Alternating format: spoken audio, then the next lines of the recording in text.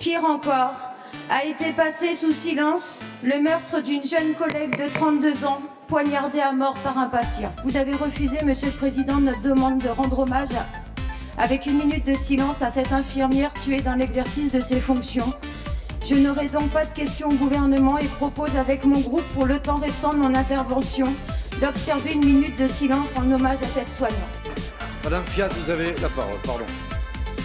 Monsieur le Premier ministre, nous avons passé le week-end à n'entendre parler, bien malgré nous, que de l'élection municipale à Paris, occultant toute l'actualité, notamment le 14 février où le personnel hospitalier s'est mobilisé pour clamer son amour à l'hôpital public.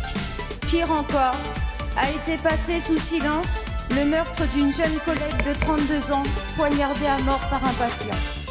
Dès qu'un fonctionnaire d'État décède dans l'exercice de ses fonctions, il est d'usage de lui rendre hommage par une minute de silence dans cet hémicycle.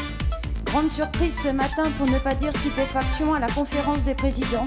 Vous avez refusé, Monsieur le Président, notre demande de rendre hommage avec une minute de silence à cette infirmière tuée dans l'exercice de ses fonctions.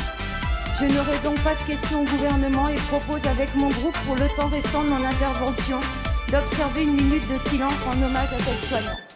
Vous avez refusé, Monsieur le Président, notre demande de rendre hommage avec une minute de silence à cette infirmière